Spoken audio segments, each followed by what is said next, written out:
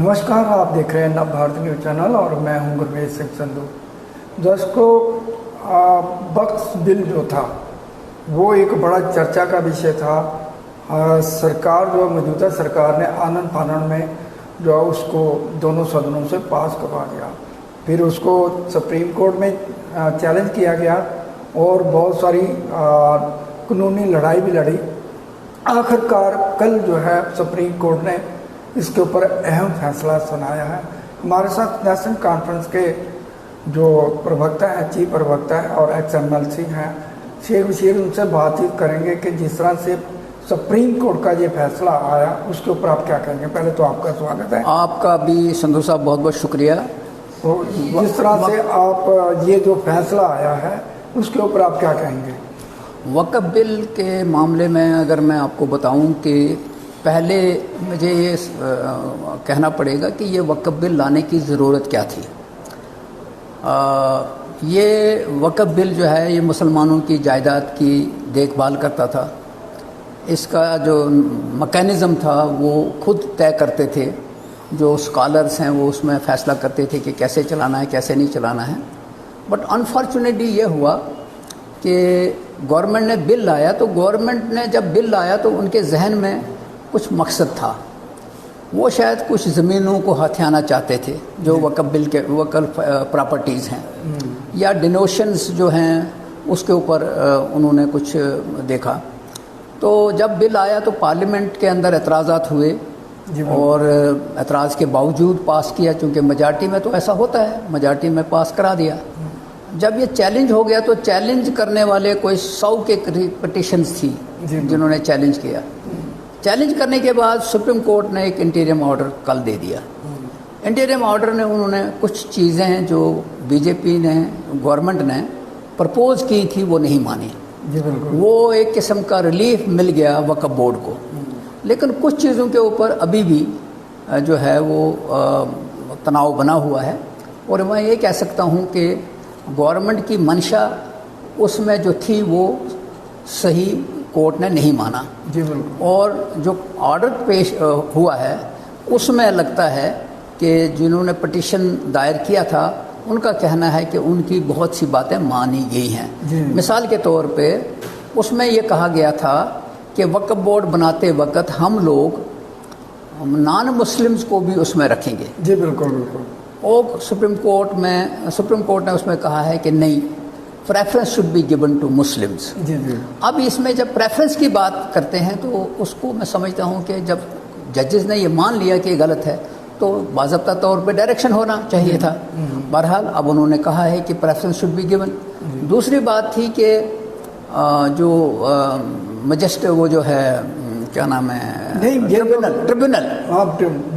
Tribunal का उसमें जो दायरा था उसको भी उन्होंने नहीं माना। जी बिल्कुल। तो अब हम ये कह सकते हैं कि जो जिन्होंने पिटीशंस दायर की हैं उनकी बहुत सी बातें मान ली गई हैं। शेख साहब, एक सवाल है कि जिस तरह से वक्फ बोर्ड का एक कमेटी बनानी थी, पहले था कि गैर मुस्लिम जो थे वो ज़्यादा थे। लेकिन सुप्रीम कोर्ट ने कहा कि ये नहीं होगा। नहीं होगा। अब ये 3 गैर मुस्लिम होंगे, बाकी मेजॉरिटी जो है मुस्लिम समुदाय की होगी। और चेयरमैन नेचुरली जब वोट ज़्यादा होंगे तो चेयरमैन भी वही का होगा। तो ये भी बहुत बड़ा डिसीजन दिया गया। देखो, मैं आपको एक बात बताता हूँ। यहाँ से ही मुझे उनकी नीयत पे शक था कि ये क्यों करना चाहते हैं। जी। इंडिया के अंदर जितने भी धार्मिक ट्रस्ट हैं, जिस तरह जम्मू कश्मीर के अंदर धर्म ट्रस्ट है, जी बिल्कुल, वहाँ किसी ने नहीं कहा कि यहाँ मुसलमानों को आप जगह दे दो। और मुझे श्राइन बोर्ड है, वैष्णो देवी है, अमरनाथ यात्रा का जो है। अब इस सारे चीज़ों के मुझे याद है कि शेख साहब के ज़माने में जब श्राइन बोर्ड बनना था तो उन्होंने जो मेंबर्स असम्बली के अंदर थे, नॉन मुस्लिम मेंबर्स को ही कहा था कि आप इस मामले में फ़ैसला करें कि ये क्या करना है।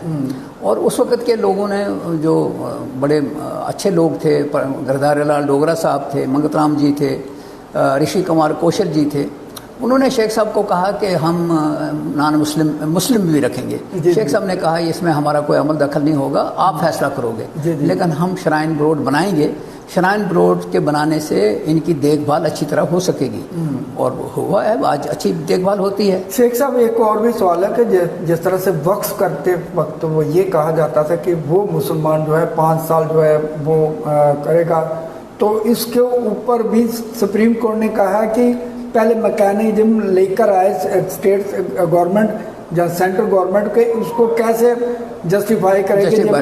अब यही मैंने कहा कि सुप्रीम कोर्ट ने 3-4 जगहों के ऊपर बिल्कुल गवर्नमेंट की बात नहीं मानी है, उसको रिजेक्ट किया है। अब ये ज़रूरी है कि चूँकि जब ये वक्फ बोर्ड अब नया बना है, इसमें जो इसको इम्प्लीमेंट करने वाले ये बड़ी अजीब जी बात है कि ये पता करो जी 5 साल है, ये मुसलमान है कि जो वक्फ करेगा, ये समझ नहीं आया कि कैसे ये इसका होगा। वो तो बिल्कुल ही नहीं ना, मतलब एक किस्म का वाहियात चीज़ थी। अब चूँकि वक्फ एक्ट अभी तो ऐसा है ना कि इसको इम्प्लीमेंट जब करेंगे तो जो लोग इम्प्लीमेंट करेंगे उनके माइंड सेट क्या है, वो किस तरह करेंगे। और मैं भी समझता हूं कि आने वाले वक्त में भी इसके ऊपर कुछ बातें जो हैं वो सुप्रीम कोर्ट में चली जाएंगी जब इसके ऊपर इम्प्लीमेंटेशन होगा, क्योंकि किसी भी धार्मिक स्थान के ऊपर या धार्मिक अदारे में जब मुदाखलत होती है तो इश्यूज बनते हैं। बीजेपी का जो माइंड सेट था कि कुछ ज़मीनें जो हैं वो अडानी को देना चाहते थे, बिल्कुल। बिहार में किसी के ज़रिए कोई तरीका करके, अब वो चीज़ें तो रुक गई हैं। लेकिन फिर भी मैं समझता हूँ कि जो लोग इम्प्लीमेंट करेंगे, हर एक स्टेट के अंदर अपनी अलग अलग पोजीशन होती है। बंगाल में अलग है, यूपी में अलग है, बिहार में अलग है, जम्मू कश्मीर में अलग है। तो हम समझते हैं कि इसमें जितनी ये मुदाखलत करेंगे उतना ही इनको नुकसान होगा। एक और भी सवाल जो है, सुप्रीम कोर्ट ने नहीं माना गवर्नमेंट का जो बिल बनाया था कि उसमें डीएम को पावर दी थी कि आप इसका फैसला करेंगे। मैंने इसीलिए कहा कि 4-5 चीज़ें जो हैं जो सुप्रीम कोर्ट ने गवर्नमेंट की नहीं मानी है। अब मौजूदा कंडीशन में जो एक्ट रह गया है उसको ये कैसे इम्प्लीमेंट करेंगे ये वक्त बताएगा। उसमें जो लोग काम करेंगे, किस तरह के लोग होंगे, किस तरह के मुकदमे बनेंगे, क्योंकि जब तक इस मामले में सारे जो मुस्लिम्स हैं जो अपने हिसाब से फैसला करते थे, तो अपने, हालांकि वो भी तो फरिश्ते नहीं ना हैं, जी, वो भी सोसाइटी का हिस्सा हैं। तो मैं ये समझता हूँ कि अब हमें इंतज़ार ये करना है कि इसको इम्प्लीमेंट करने वाली अथॉरिटीज़ जो हमें कैसे चलाएंगे। शेख साहब, ये जो लाया गया था वक्फ बिल लाया गया था, उसके पीछे तर्क है बीजेपी का कि जो गरीब मुसलमान हैं जो पेंशन लगाते हैं, वो दूसरा काम करते हैं, उसकी बेहतरी के लिए, इसमें किस तरह से? इसमें कोई ऐसा मसला नहीं था। जितने भी वहाँ जो वक्फ के रूल्स ज़ाब्ते हैं वहाँ लिखा हुआ था, उसमें बाज़ाब्ता तौर पे वो जो काम करते थे लोग, उनको मालूम था कि हमने किसकी मदद करनी है। हर सोसाइटी के अंदर अच्छे लोगों की भी कमी नहीं है और बुरे लोगों की भी कमी नहीं है। उसमें भी ये था कि अगर कोई गलत करेगा तो सज़ा भुगतेगा। जी बिल्कुल। लेकिन सो मोटो आप अंदाज़ा ही से सारे चलाओ तो वो नहीं ना था। लेकिन इस एक्ट को लाने के लिए जो सबसे बड़ी चीज़ थी, ये कुछ ज़मीनें कुछ स्टेटों के अंदर अडानी अंबानी को देना चाहते थे, वहाँ रुक गए। सुप्रीम कोर्ट के इस फैसले से किस तरह देखते हैं? जिस तरह सरकार जो है नंबरों के खेल से जो है अपनी मनमर्जी से, यहाँ सुप्रीम कोर्ट के अंदर मैं समझता हूँ कि बड़ा अच्छा उन्होंने किया है। लेकिन एक चीज़ पे मुझे जो एतराज़ सुप्रीम कोर्ट के उस पर है, जब जजेस ने ये फैसला नहीं लिया कि इसके अंदर क्यों नॉन मुस्लिम हो, यहाँ सुप्रीम कोर्ट क्लियर नहीं। जी बिल्कुल। वो बजाय इसके कि उन्होंने जो लिखा है कि शुड बी प्रेफर्ड, बजाय इसके उनको कहना चाहिए था कि only Muslim should be there. जी बिल्कुल। जिस तरह धर्म ट्रस्ट है, जिस तरह गुरुद्वारा प्रबंधक कमेटी है, उस तरह से होना चाहिए। यहाँ मुझे थोड़ा सा लगता है कि वहाँ थोड़ा सा कोई फिक्स मैच जैसा हो जाता है। जिस तरह से एक विश्वास जो उठ गया था कि जुडिशरी भी जो है गवर्नमेंट के इशारे पे काम करती है, इस फैसले से आपको किस तरह? नहीं, मुझे देखिए ना जी, हमेशा हर एक आदमी की उम्मीद तो कोर्ट रहती है।